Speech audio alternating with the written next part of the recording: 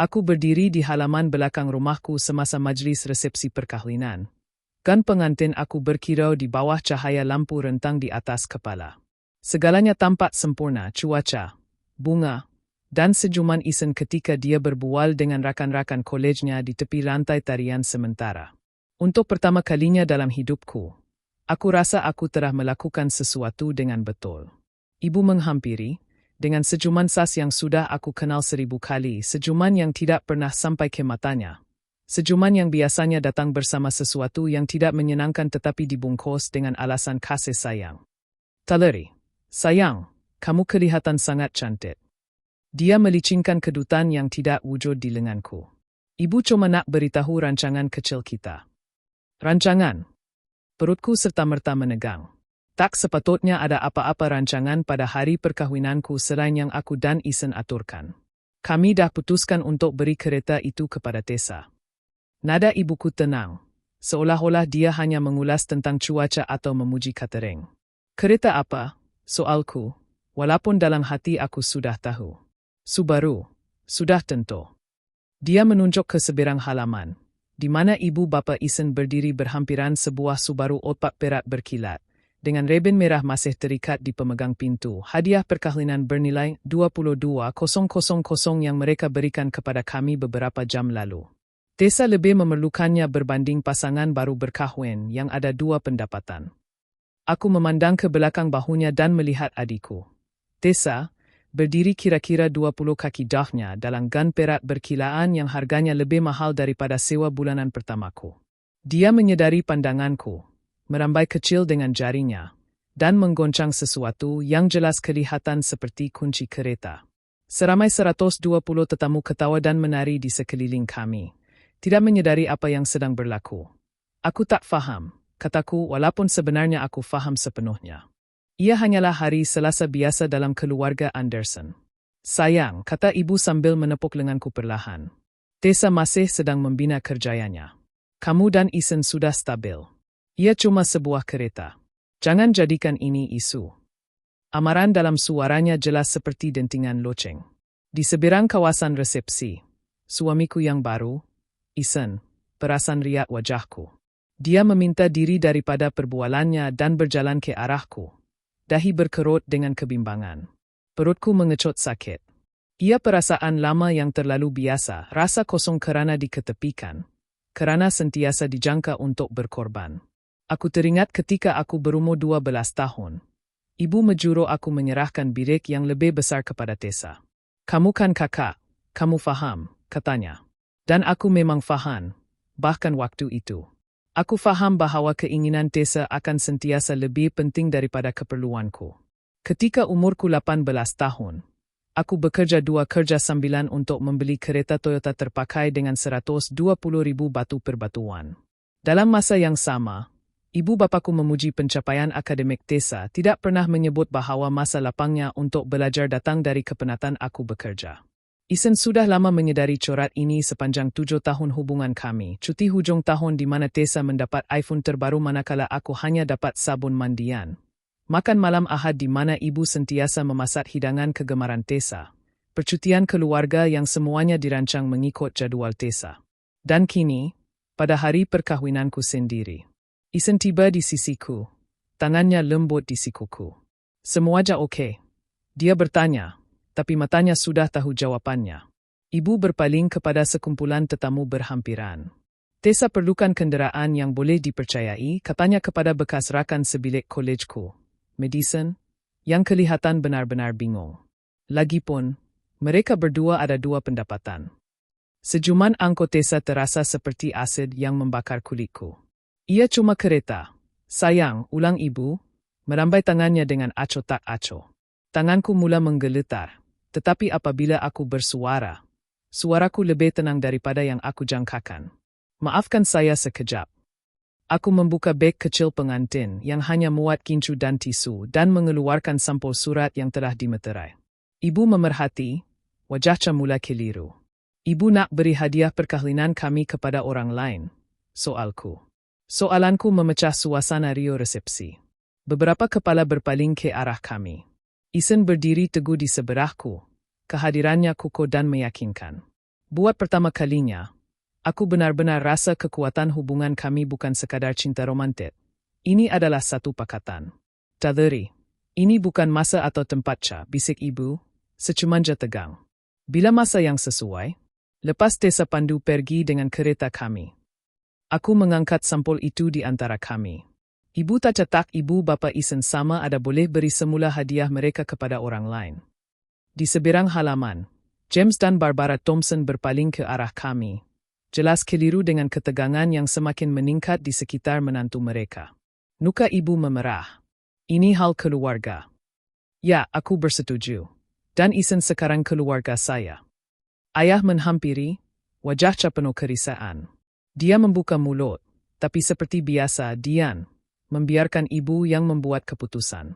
Aku membuka sampul itu dan mengeluarkan sehelai kertas.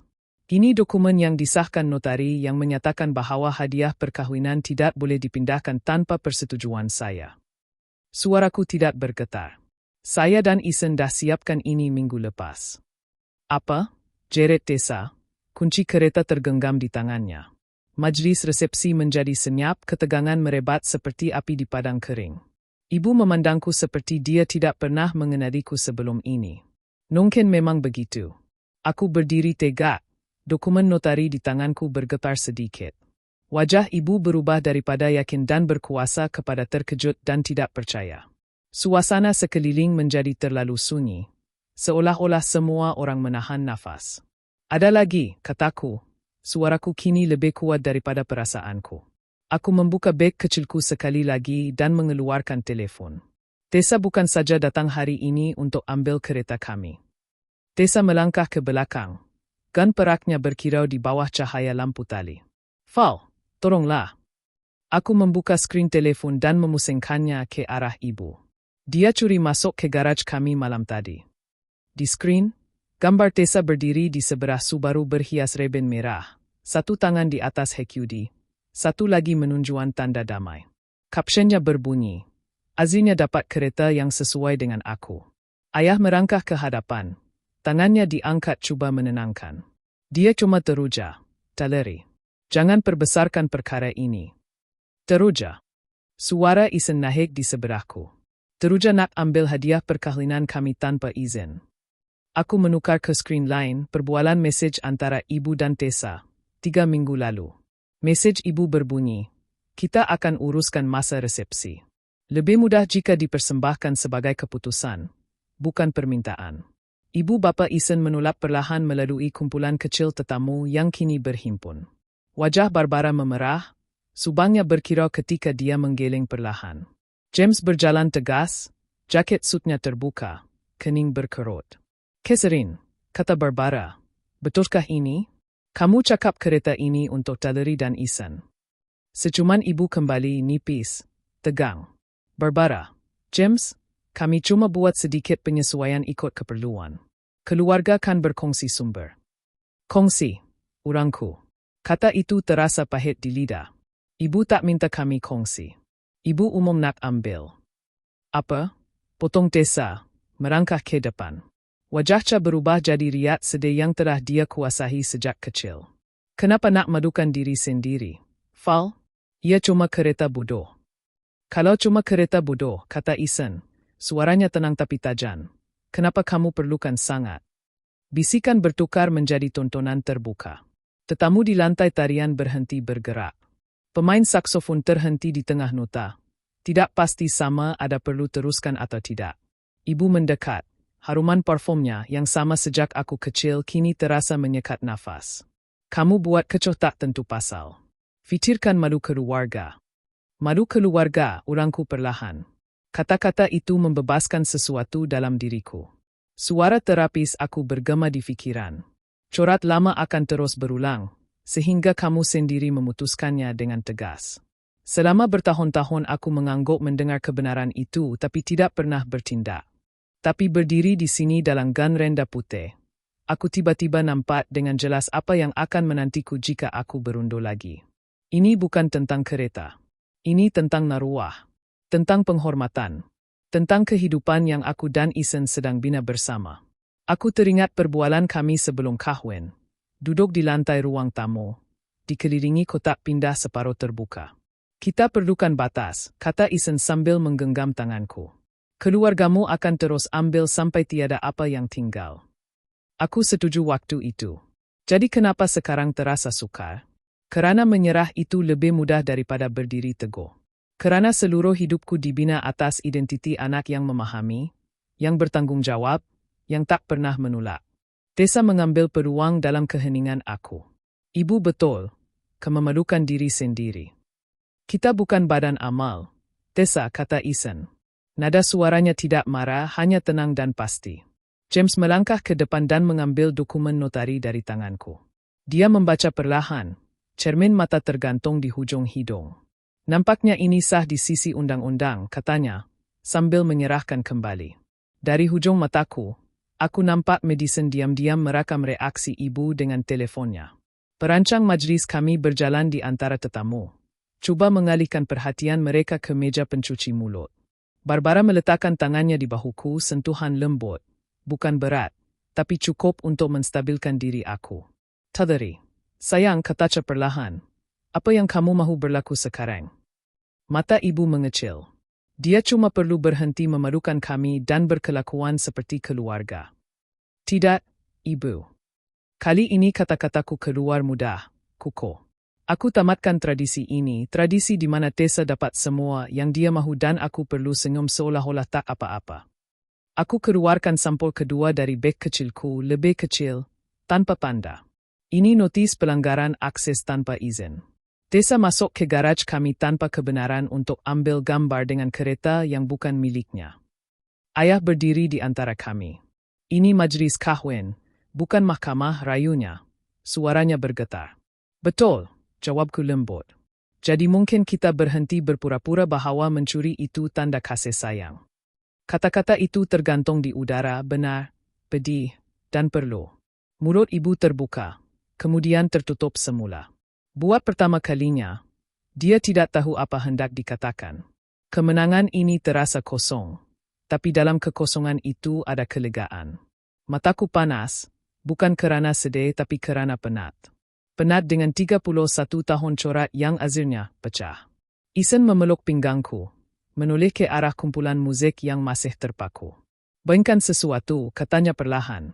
Pemain saksofon mengangguk, dan melodi lembut mula mengisi ruang yang tegang. Isen menuntunku menjahi keluargaku menuju ke lantai tarian. Kau oke? Isen berbisik. Aku tak oke, jawabku perlahan. Tapi aku akan oke. Aku menatapnya dan menambah dengan senyuman kecil. Kereta tu nampak lebih cantik bila dengan kita. Secuman yang muncul di wajahnya tulus, lega, penuh cinta membuat setiap detik tegang tadi berbaloi. Di belakang kami, aku masih dengar suara Tessa meninggi, tapi kali ini bunyinya lain, jago, tak berkuasa seperti dulu. Nada suara ibu pun sudah berubah, tidak lagi membawa kuasa mutlak. Mereka kini cuma suara, bukan perintah. Ketika aku dan Isen bergerak perlahan di lantai tarian, tetamu mula kembali berbual. Ketegangan perlahan-lahan mencair. Momen itu berlalu, tapi sesuatu yang besar telah berubah. Aku terpandang Barbara di seberang dewan. Dia mengangkat gelas champagne sedikit. Satu tabik senyap penuh makna. James berdiri di sebelahnya, mengangguk sekali, tegas dan bangga. Untuk pertama kali dalam hidupku, aku memilih jalan sendiri, bukan jalan yang ditentukan orang lain. Beban ekspektasi yang selama ini menekan bahuku terasa sedikit terangkat. Aku berdiri lebih tegak dalam pelukan Isen. Dan kami menuntut semula hari perkahwinan kami, satu langkah tarian pada satu masa. 2 hari kemudian, aku terjaga dengan bunyi notifikasi bertubi-tubi. Bukan mesej selamat pagi dari Isen yang biasa, tapi deretan pemberitahuan tak henti. Perasaan tak sedap menggulung di perutku. Aku buka skrin, dan di situ, status Facebook Tessa terpampang besar. Ada orang lebih sayang kereta daripada keluarga.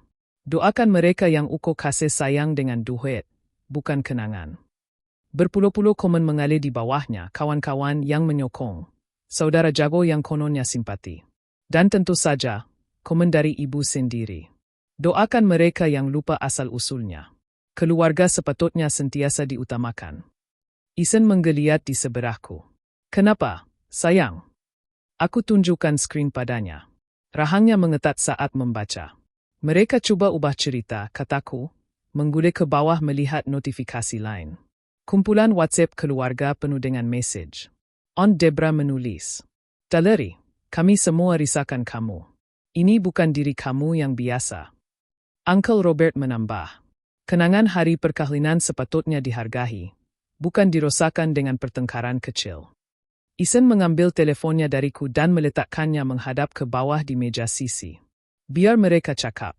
Kita tahu apa yang sebenarnya berlaku," katanya tenang. Teleponku berkepar lagi. Kali ini mesej dari Madison pautan ke laman GoFundMe. Tacotnya membuat darahku mendidih. Disianati oleh keluarga, bantu saya mulakan hidup baru. Dan deskripsinya lebih teruk. Adik saya dan suaminya ambil keputusan pada hari perkahwinan mereka bahawa mereka perlukan kereta kedua lebih daripada saya perlukan yang pertama. Bantu saya bangkit semula daripada pengkhianatan keluarga ini. Aku menatap skrin, antara marah dan tidak percaya, tapi di bawah semua itu, ada satu perasaan lain yang tumbuh. Tenang. Kerana kali ini, aku tahu aku tak akan tunduk lagi. Dia dah kumpul hampir $400, bisiku perlahan. Isen ketawa kecil, nada yang mengejutkanku. Orang sanggup bayar semata-mata nak jadi sebahagian daripada drama. Aku segar semula halaman GoFundMe. Sumbangan baru muncul $15 daripada seseorang bernama Reality. Dengan komen, "Mungkin cuba cari kerja, bukan simpati." Aku terlepas tawa kecil. Bunyi itu terasa asing, karat. Seolah-olah dah lama aku tak ketawa bila melibatkan Tessa atau ibu. "Kita abaikan saja semua ni," kata Isen, menarikku ke pelukannya. "Itu yang mereka nak, seret kita masuk dalam cerita versi mereka." Telefonku berdering. Nama Linda, juru gambar majlis kahwin, terpampang di skrin. "Daleri, aku nak bagi amaran awal." Ibu ke telefon aku. Suruh padam beberapa gambar dari majlis, terutamanya yang tunjuk kau tengah bercakap dekat meja hadiah. Tanganku mengepal erat di sekeliling telefon. "Dan," aku cakap gambar tu Hakka dan Isen.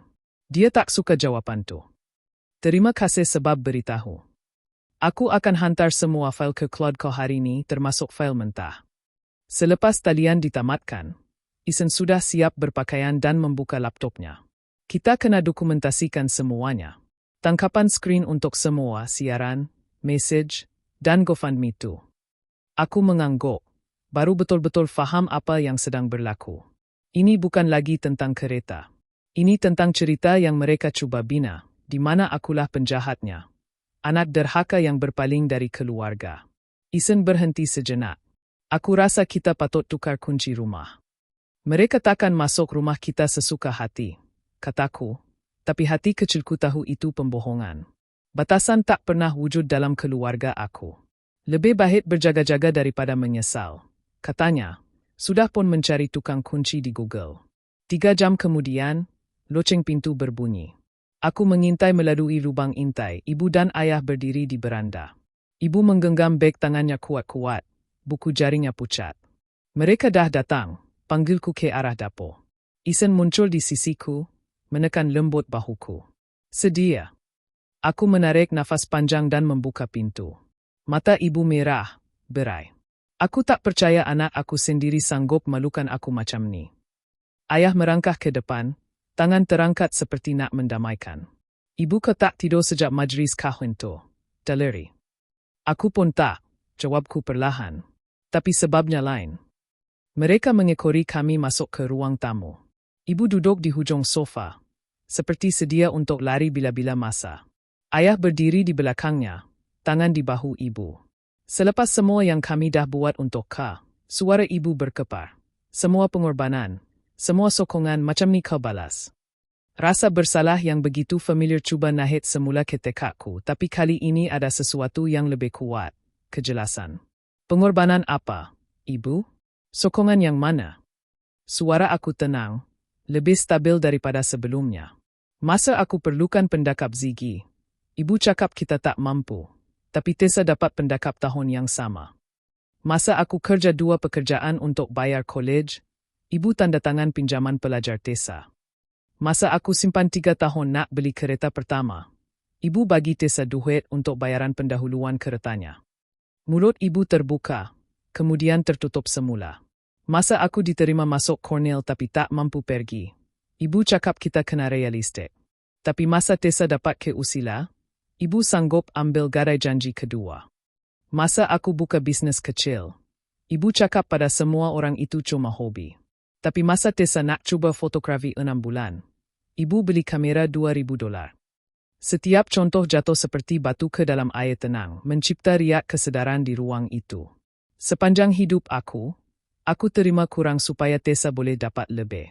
Tapi kali ini, tidak lagi. Bukan pada hari perkahwinan aku. Bukan dengan hadiah yang bukan milik kau untuk diberi. Kejutan di wajah ibu hampir membuatku ingin ketawa. Dia tak pernah dengar aku bercakap begini.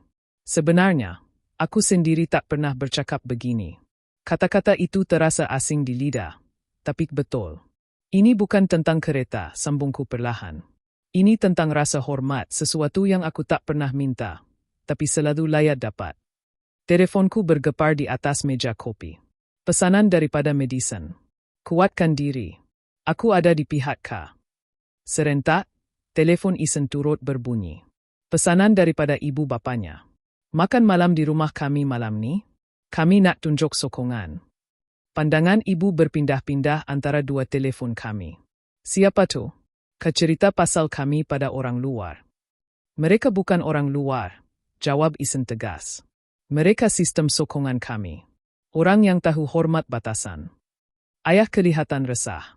Taleri, kami cuma nak selesaikan ni secara senyap. Hal keluarga biarlah dalam keluarga. Aku setuju, balasku tenang. Dan Isen sekarang keluarga aku. Ibu berbisik perlahan, seolah tak percaya. Ini bukan diri Ka. Seseorang dah pengaruhi Ka. Aku berdiri, letih dengan pusingan hujah yang sama. Aku nak kamu berdua pergi sekarang. Mata ibu terbeliak. Kami dah memandu jago untuk datang ke sini. Tanpa telefon dulu, pintasku. Satu lagi batasan yang kau langgar. Keluarga tak patut layan keluarga macam ni, katanya, dengan nada yang dulu selalu membuat aku tunduk. Aku menatap matanya dengan tenang. Tepat. Sebab tu perkara ni kena berubah. Untuk pertama kalinya dalam hidupku, aku nampak sesuatu di mata ibu, ketidakpastian sebenar. Kesedaran bahawa senjata lamanya air mata, rasa bersalah, tanggungjawab keluarga dah hilang kuasa. Ayah memandang ibu, kemudian aku. Sekilas aku nampak sesuatu di wajahnya. Mungkin kefahaman, mungkin juga rasa hormat. Bila pintu tertutup di belakang mereka, Isen terus memelukku erat. Kedah buatnya. Teleponku bergetar lagi, mesej daripada terapisku. Sisi kecemasan tersedia minggu ni, kalau perlu. Kita kena dokumentasikan semuanya, kataku sambil duduk di depan laptop. Setiap mesej, setiap siaran, setiap panggilan. Isen mengangguk. Sudah pun membuka video perkahwinan kami. Kita simpan semuanya sebagai bukti, kalau perlu. Bersama-sama, kami mula draft email kepada seluruh keluarga. Tiada lawatan tanpa pemberitahuan. Tiada penghinaan di tempat awam. Tiada manipulasi melalui ahli keluarga lain. Kalau mereka abaikan, tanya Isen perlahan. Maka kita buat keputusan sendiri, jawabku.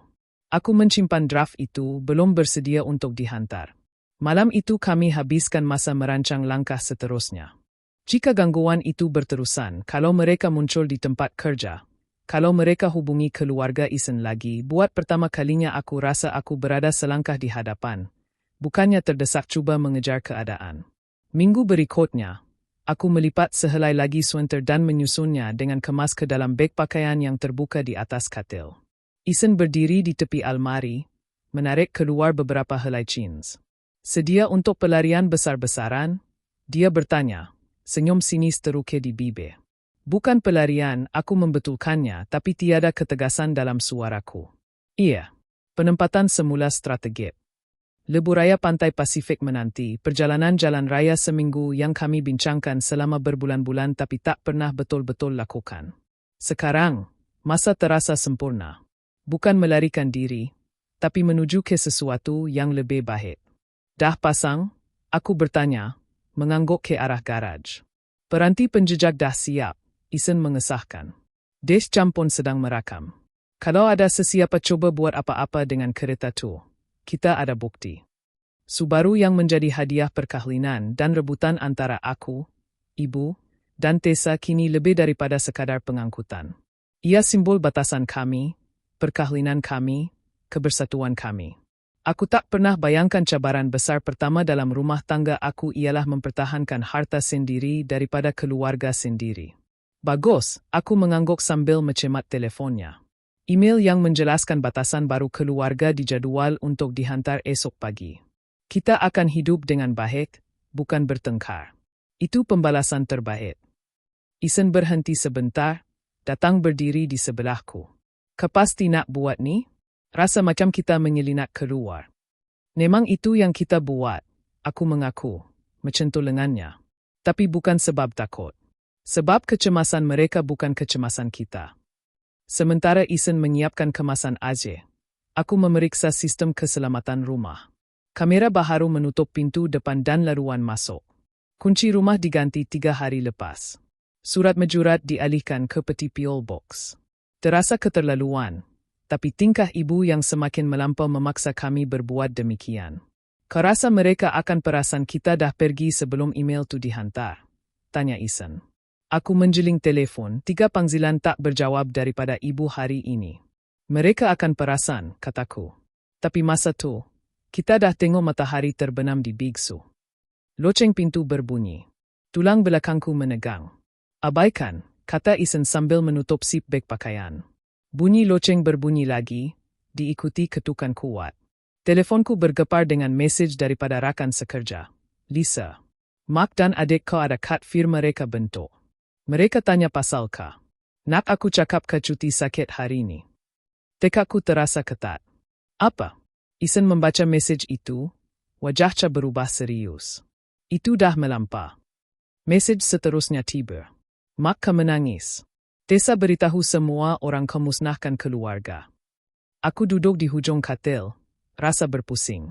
Ibu guna air mata lagi kali ini untuk pengaruhi rakan sekerja aku. Wajah Isen menegang.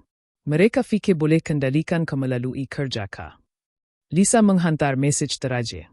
Keserin baru beritahu penyelia aku yang kau tengah alami tekanan mental dan keluarga risau.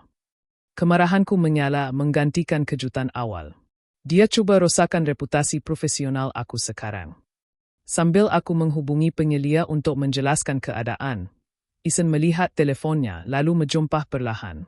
Jovan Mito, katanya, menunjukan skrin. Dah capai $3,000. Tessa baru tambah kemas kini, katanya kita ugut ambil tindakan undang-undang sebab dia bercakap benar tentang penderaan keluarga. Loceng pintu berbunyi untuk kali ketiga.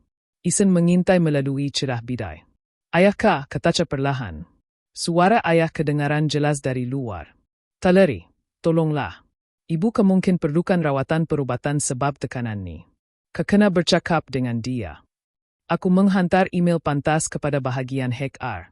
Mendokumenkan lawatan ke tempat kerja. Siap dengan tangkapan skrin kamera keselamatan yang Lisa hantar. Menunjukan ibu mendekati rakan-rakanku di pejabat. Suaraku tetap tenang bila aku azinya menjawab dari balik pintu. Ayah, kalau ibu perlukan rawatan perubatan, hubungi 9D1D1. Bukan saya. Dia ibu kah, ayah merayu. Dan saya anak ayah, aku membalas lembut. Tapi itu tak bermakna saya bertanggung jawab atas manipulasi emosinya. Selepas dia beredar, telefon Isen berbunyi mesej daripada nombor tak dikenali. Bisteri kau menjauhkan ke daripada keluarga. Itukah wanita yang kena habiskan hidup dengan dia? Isen terus menyekat nombor itu tanpa membalas. Sedia nak jalan? Tanyanya.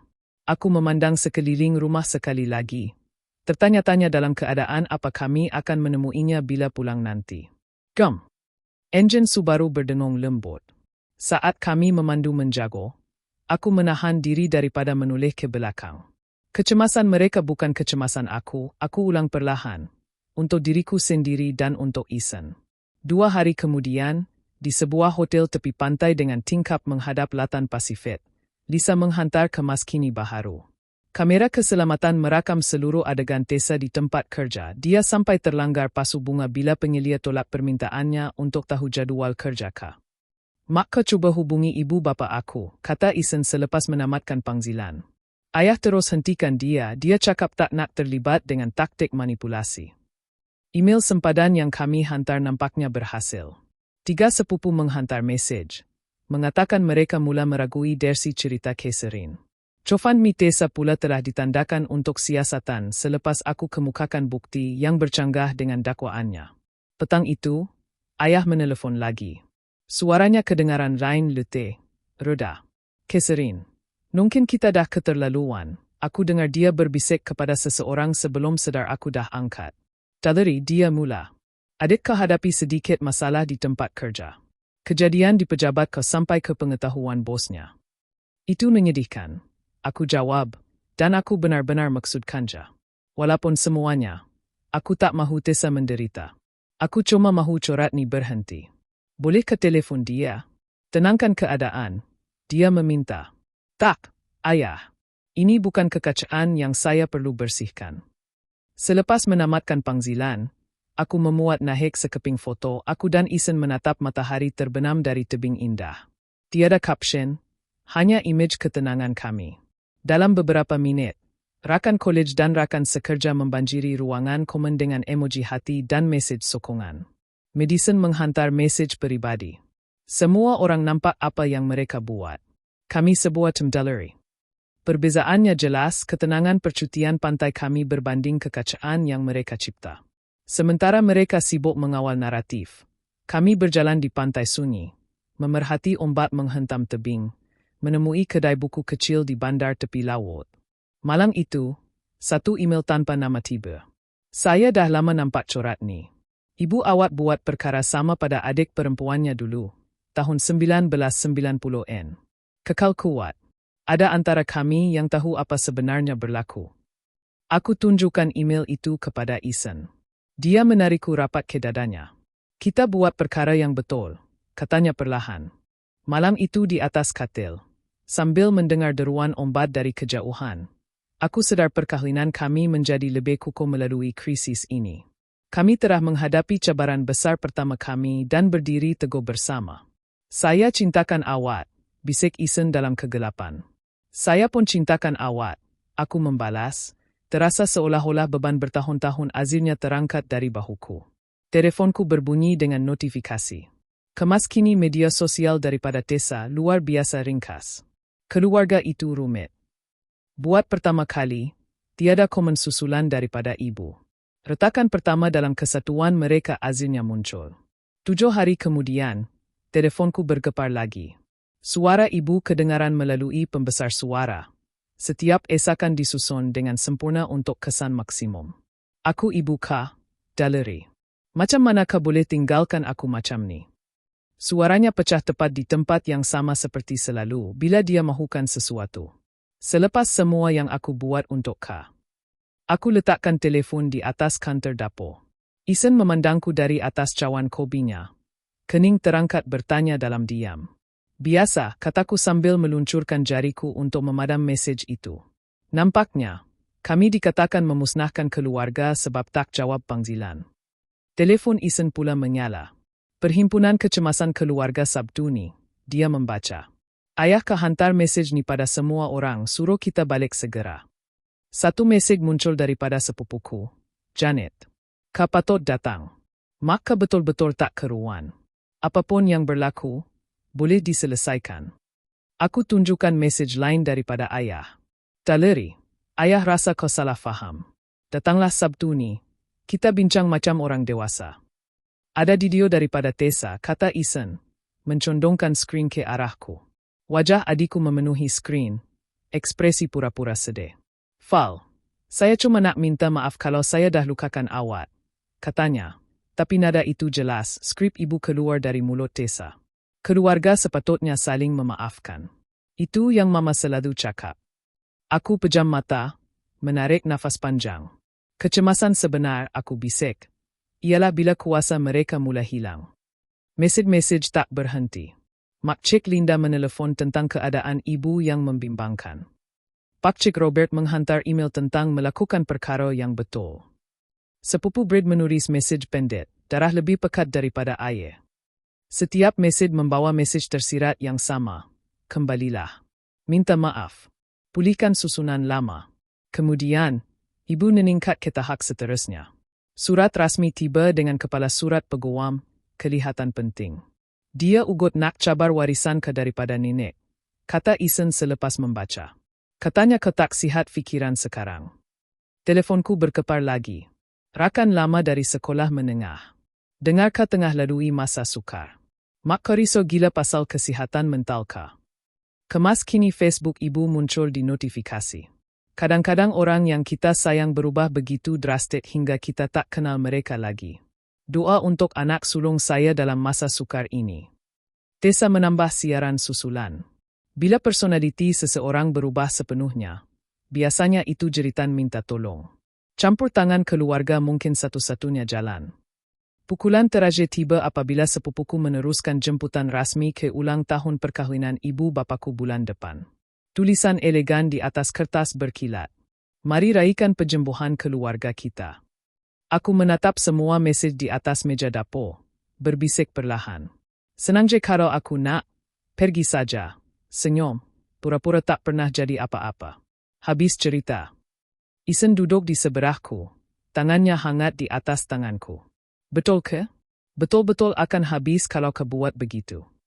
Malam itu, sambil Isen menutup komputer ribanya, dia bertanya, kau rasa perlu putus hubungan sepenuhnya? Atau mungkin boleh cuba hubungan terhad dengan sempadan jelas? Soalannya mengejutkan aku. Bukankah kau yang cakap? Aku tahu dia potong perlahan. Aku sokong apa saja keputusan kau. Aku cuma mereka masih ibu bapa kau. Dan adik kau. Aku teringat semula suara ibu dalam mesejnya, penuh tangisan dan manipulasi yang terselindung di sebalik kasih sayang palsu. Rasa sakit lama kembali menyelinap ke dadaku. Perasaan tanggung jawab terdesak sejak kecil itu kembali menghantui. Apa jadi kalau aku sebenarnya bertindak keterlaluan? Bisiku perlahan, menyuarakan ketakutan yang menghantui fikiranku. Apa jadi kalau semua ini cuma aku yang terlalu dramatik, hanya kerana sebuah kereta? Isen duduk di sebelahku di sofa. Jom kita fikirkan ini semula bukan dari tempat marah atau terluka, tapi dari kejelasan, katanya lembut. Kami menghabiskan berjam-jam membedah setiap manipulasi, setiap rasa bersalah yang dipaksa, setiap kali aku diminta memberi sementara Tessa hanya menerima. Kami menjejak corak itu hingga ke zaman kanak-kanak, bagaimana ibu sentiasa meletakkan dirinya sebagai mangsa setiap kali kawalannya dipersoalkan. Ini bukan tentang kereta, kataku azirnya, dengan kesedaran yang mula berakar kukuh dalam diriku. Ia tak pernah tentang kereta. Keesokan paginya, aku menulis sepucuk surat. Bukan dengan kemarahan atau dendam, tapi dengan ketepatan seorang pakar bedah. Kepada keluargaku. Setelah pertimbangan yang teliti, saya menetapkan sempadan yang tidak boleh dirunding ini. Surat itu menetapkan syarat yang jelas. Tiada lawatan tanpa pemberitahuan. Tiada hadiah yang datang dengan syarat tersembunyi. Tiada hantaran media sosial tentang saya tanpa kebenaran saya. Sebarang pelanggaran akan membawa kepada 6 bulan tanpa sebarang hubungan. Sebelum sebarang hubungan boleh diteruskan, terapi keluarga wajib dijalankan dengan ahli terapi pilihan saya sendiri. Untuk mengelakkan sebarang salah faham, aku sertakan dokumen lengkap. Garis masa insiden selama 20 tahun. Dari bilik tidur yang terpaksa aku serahkan pada umur 12 tahun hingga kejadian kereta pada hari perkahwinanku. Rakaman video perkahwinan yang menunjukkan cubaan manipulasi ibu dengan jelas. Surat daripada rakan-rakan yang menjadi saksi corat ini selama bertahun-tahun. Rekod kewangan yang membuktikan aku menyerah diri sepenuhnya sejak umur 19 tahun. Sementara Tessa masih menerima bantuan. Surat daripada ahli terapi, tanpa nama, menjelaskan dinamika kambing hitam dalam keluarga. Dengan Isen di sisiku di pejabat di MTED, kami menukar pendaftaran kereta sepenuhnya atas nama kami berdua. Kita tak akan respon kepada perjumpaan kecemasan mereka, aku beritahu Isen. Kita buat ini ikut cara kita. Pakej itu tiba di rumah ibu bapaku pada pagi Khamis, 2 hari sebelum perhimpunan kecemasan yang mereka rancang. Salinan juga dihantar serentak ke peti surat semua ahli keluarga besar yang sebelum ini menekan kami supaya berdamai. Dalam masa sejam, ibu menelefon, suaranya nyaring, penuh kejutan. Apa semua ini? Kamu tak boleh serius. Talari. Itu syarat saya, jawabku dengan tenang. Saya tak marah. Saya tak mahu balas dendam. Saya cuma mahukan ketenangan. Tessa kemudian memuat Nahid tangkapan skrin surat sempadanku di Instagram dengan nada mengejek. Menjelang petang, dia memadamnya selepas ramai ahli keluarga memberi komen bahawa tindakannya membuktikan maksud surat itu. Panggilan daripada Pak Cik Robert menyusul, suaranya perlahan. Saya tak tahu keadaan sebenarnya seteruk ini, Daleri. Mesej daripada Mak Cik Linda pula berbunyi. Kami takkan hadir ke perjumpaan Sabtu ini. Namun, panggilan paling mengejutkan datang daripada ayah. Saya dah baca garis masa kamu, katanya. Suaranya luar biasa tenang. Ada perkara yang saya tak nampak berlaku di bawah bumbung rumah saya sendiri. Satu jeda panjang. Kami sepatutnya boleh buat lebih baik untuk kamu, Daleri. 2 hari kemudian, ibu meninggalkan pesanan suara. Suaranya lebih kecil daripada yang pernah aku dengar sebelum ini. Mungkin kadang-kadang mama tak adil. Suara ibu kedengaran perlahan dalam peti suara. Mama cuma nak yang terbaik untuk dua-dua anak perempuan mama. Isen memajukan hantaran Facebook terbaru Tessa kepadaku. Mesti seronok bila mama berhenti bela kamu selepas 30 tahun asyik berpihak pada kamu. Perjumpaan kecemasan keluarga dibatalkan. Jemputan majlis ulang tahun perkahwinan ibu bapa aku diperbaharui tanpa sebarang sebutan tentang penyembuhan keluarga. Ancaman tindakan undang-undang terhadap harta pusaka arwah nenek juga tiba-tiba hilang begitu saja. 3 minggu berlalu tanpa satu pun cubaan menghubungi kami, senyap paling lama dalam hidup dewasaku. Pada pagi Ahad yang cerah, Isen melemparkan kunci Subaru ke arahku. Kemana hari ini? Aku duduk di tempat pemandu, membeturkan cermin sisi. Pantulan di cermin menunjukkan seorang wanita yang akhirnya mengenali dirinya sendiri. Kemana-mana, asalkan ke hadapan. Kami memandu di sepanjang pesisir pantai, tingkap diturunkan. Kereta yang dulu menjadi simbol kawalan keluargaku kini membawa kami menuju kebebasan. Ironinya tidak terlepas dariku dalam kehilangan keluarga yang menuntut penyerahan tanpa henti. Aku menemui diriku sendiri. Jalan di hadapan terbentang luas, tanpa penghujung, penuh kemungkinan. Aku berdiri di taman kecil kami, jari tenggeram ke dalam tanah, menanam rosemary di sebelah timur. 6 bulan telah berlalu sejak hari perkahwinan, dan di sinilah kami, Isen dan aku, di pondok kecil kami di pinggir Portland, jauh dari kekacauan yang kami tinggalkan. Perniagaan reka bentuk grafik yang aku mulakan 3 bulan lalu sudah mempunyai lebih banyak pelanggan daripada yang aku mampu tangani. Anjing penyelamat kami, Pepper, berbaring di bawah sinaran matahari. Muncung peraknya di atas kedua-dua kaki hadapan yang bersilang. Sistem keselamatan rumah yang kami pasang jarang diaktifkan lagi kini. Kopi dah siap, jeret Isen dari tingkap dapur. Kopi pagi di Serambi sudah menjadi rutin kami setiap Sabtu. Bersama jalan petang dengan Pepper. Dan sarapan pancake hari Ahad di mana kami berlumba mencipta bentuk paling pelik.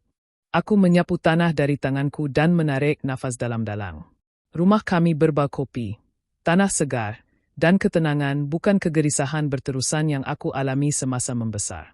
Ketika aku sedang membasuh tangan, posmen tiba. Isen masuk sambil menyusun surat, bel. Majalah kemudian berhenti pada satu sampul biru muda. Dari ibumu, katanya perlahan. Dadaku mengetat seketika, tapi rasa itu cepat berlalu. Biar aku rehat. Di dalamnya ada sekeping kad bergambar bunga. Tulisan tangan ibu memenuhi ruang dalam. Kami rindukan kamu. Keluarga sepatutnya saling memaafkan. Aku membacanya sekali, tersenyum kecil, lalu mengoyaknya dengan kemas frasa yang sama dia gunakan di majlis perkahwinanku. Tapi reaksiku kali ini berbeda sepenuhnya. Tiada kemarahan, tiada air mata, hanya ketenangan yang mantap. Di atas perapian tergantung bingkai foto perkahwinan kami. Saat konfrontasi itu tertangkap sempurna. Wajah ibu yang terkejut, Isen berdiri di sisiku, dan sampul surat di tanganku yang menggigil. Setahun lalu, gambar itu mungkin membuatku malu. Kini ia mengingatkanku akan hari aku akhirnya berdiri mempertahankan diri. Awat oke? Tanya Isen sambil memerhatikanku membuang kad yang telah dikoyak ketong kitar semula. Lebih daripada oke, jawabku dengan jujur. Wanita yang selama 30 tahun menjadi anak bertanggung jawab. Si pendamai kekal keluarga, dia sudah tiada. Kini berdiri seseorang yang mengenali nilainya melebihi kegunaannya kepada orang lain. Aku menemui lebih banyak penyembuhan melalui kehidupan yang disengajakan daripada sesi terapi manapun. Sempadan tidak memecahkan keluarga, ia mendefinisikannya. Malam itu, kami meraihkan apa yang kami panggil ulang tahun sempadan dengan makanan Thai kegemaran kami. Isen mengangkat gerasnya. Untuk kebebasan, katanya. Untuk kedamaian, aku menjambung. Rakan baharu kami, Jami dan Mark, datang untuk pencuci mulut. Persahabatan yang dibina atas rasa hormat ini terasa begitu mudah dan jujur. Tanpa drama keluarga yang menguras tenaga, kerjaku juga berkembang pesat. Sesekali, masih ada rasa kehilangan ketika hari raya atau musim perayaan, tapi ia tidak lagi mengawal hidupku. Awak tahu tak satu perkara yang saya perasan, kata Isen ketika rakan kami beredar. Awak berdiri lebih tegak sekarang. Minggu lalu, seorang rakan sekerja berkongsi tentang kakaknya yang suka memanipulasi. Aku berkongsi pengalamanku tanpa rasa pahit, mencadangkan sumber bantuan yang pernah menolongku, dan melihat kefahaman terbit di matanya. Aku juga mula menjumbang secara anonim kepada kumpulan sokongan dalam talian untuk mereka yang cuba memutuskan corak toksik turun-temurun. Rasanya seperti tujuan yang tumbuh daripada kesakitan. Malam berikutnya, kami memandu di sepanjang pantai Pasifik dengan kereta yang suatu ketika dulu mencetuskan konflik besar. Kini ia mewakili kebebasan, bukan pengkhianatan. Aku menurunkan tingkap, membiarkan udara masin memenuhi paru-paruku. Dulu aku fikir rumah ialah tempat aku dibesarkan. Kataku perlahan sambil memandang laut. Aku habiskan bertahun-tahun cuba kembali ke tempat yang sebenarnya tak pernah menjemputku. Musim cuti semakin hampir. Tapi buat kali pertama, aku tidak merasa gentar. Masa lalu tidak dipadam, hanya diletakkan di tempatnya. Kami berhenti di tepi pantai ketika matahari terbenam. Langit bertukar jingga dan merah jambu. Aku memegang kunci kereta di tapak tanganku. Merasai beratnya bukan sekadar kenderaan, tapi lambang pemilikan atas hidupku sendiri. Keluarga bukanlah siapa yang kamu dilahirkan bersama, bisikku ketika Isen menggenggam tanganku. Tapi siapa yang berdiri di sisi kamu apabila kebenaran akhirnya terungkap. Di hadapan kami, ufuk luas terbentang tanpa penghujung, menjanjikan esok yang baru. Pernahkah kamu terpaksa melukis sempadan dengan keluarga demi melindungi ketenanganmu? Daleri belajar bahawa kadang-kadang, perkara paling penuh kasih yang boleh kamu lakukan ialah menetapkan batasan. Apa yang kamu akan lakukan jika berada di tempatnya? Kongsikan pandanganmu di bawah.